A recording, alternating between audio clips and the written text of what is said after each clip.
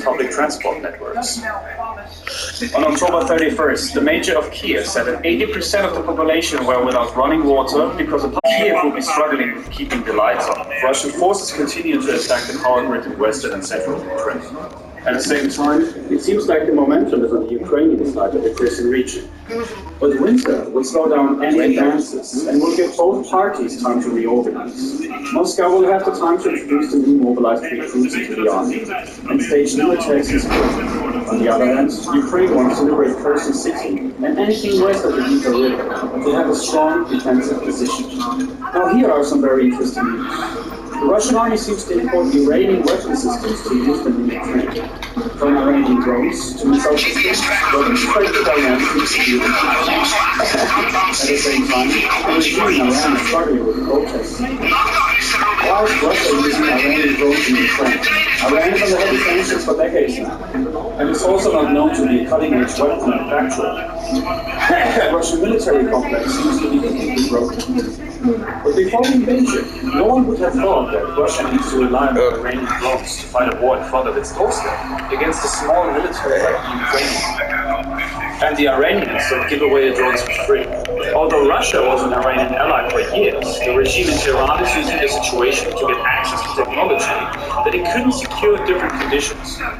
For example, Russia and Iran are gradually expanding their cooperation in space, but doing so without much coverage. Last August, a Russian-built remote sensing satellite for Iran was launched from the Baikonur Cosmodrome, and 3 more are expected to follow in the coming years. There is also compelling evidence that the Russian company is building a communication network for Iran that will be connected to stationary orbit in 2024. Russia's efforts to keep the details of these projects at the wraps though have been largely ineffective.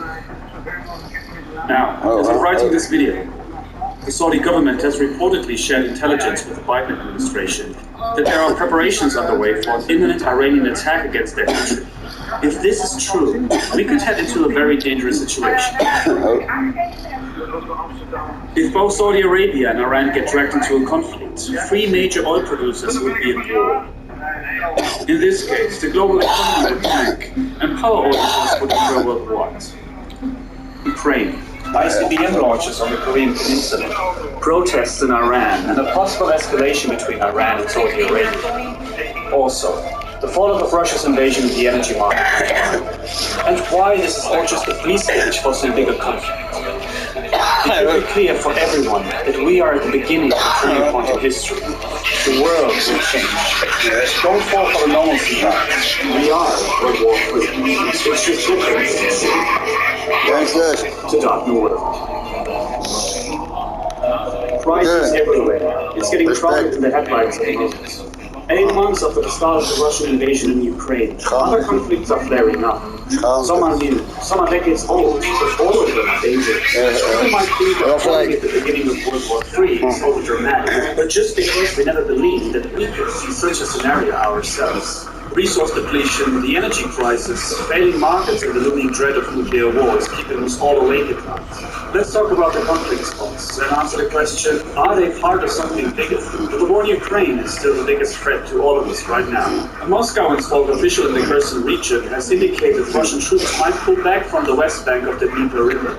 But as the United States sounded an optimistic note of Ukraine's ability to retake the strategically important southern city of Kherson, Kiev was more wary.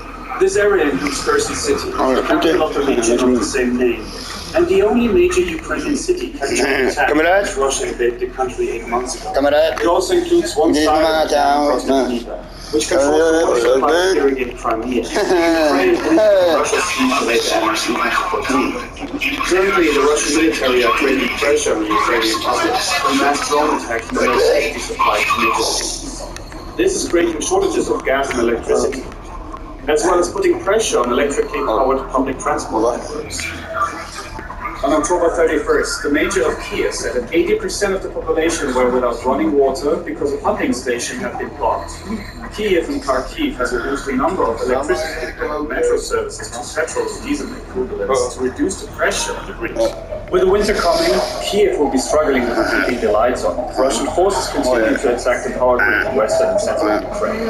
At the same time, it seems like the momentum is on the Ukrainian side of the Kherson region. But the winter will slow down any advances and will give both parties time to reorganize. Moscow will have the time to introduce mobilized recruits into the army and stage new attacks in spring. On the other hand, Ukraine wants to liberate Kherson City and anything west of the Dnieper River to have a strong defensive position. Now here are some very interesting news. The Russian army seems to import Iranian weapon systems to use them in the street. From Iranian drones to missile systems, weapons trade with Iran seems to be a bit more common. At the same time, the regime in Iran is struggling with protests. Why is Russia using Iranian drones in Ukraine? Iran is under heavy sanctions for decades now, and is also not known to be a cutting-edge weapon manufacturer. The Russian military complex seems to be completely broken.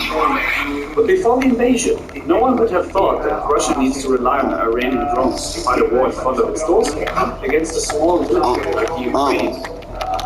And the Iranians would give away the drones for free. Although Russia was an Iranian ally for years, the regime in Tehran is using the situation to get access to technology that it couldn't secure in different conditions. For example, Russia and Iran are gradually expanding their cooperation in space, but doing so without much coverage. Last August, a Russian-built remote sensing satellite for Iran was launched from the Baikonur Cosmodrome, and 3 more are expected to follow in the coming years. There is also compelling evidence that the Russian companies building a communication satellite for Iran that will be placed into geostationary orbit in 2024. Russia's efforts to keep the details of these projects on the wraps level have been largely ineffective. Now, as of writing this video, the Saudi government has reportedly shared intelligence with the Biden administration that there are preparations underway for an imminent Iranian attack against their country. If this is true, we could head into a very dangerous situation. If both Saudi Arabia and Iran get dragged into a conflict, 3 major oil producers would be at war.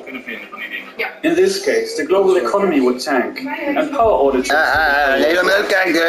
But this doesn't have to be true. It could be the case that Riyadh is trying to secure more US defense funding and drag the United States into the conflict. But the ties between Washington and Riyadh are not the best at the moment.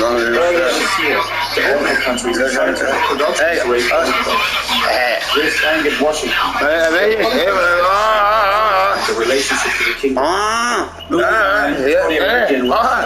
oil and gas supplies devastated. There would be a 100% guarantee to a war. So the best case scenario is that Riyadh is overestimating the threat from Iran. And as these threats are not enough, we have tensions in the Korean Peninsula. The tensions on the islands begin rising, joint military drills begin between the United States and South Korea, involving hundreds of aircraft and thousands of service members from both countries, according to the US. North Korea accused the Allies of provocative action and launched 23 missiles from its east and west coast. The most missiles were fired in a single day, into waters either side of the peninsula, prompting Seoul to respond with 3 surface-to-air missiles. North Korea is deliberately racking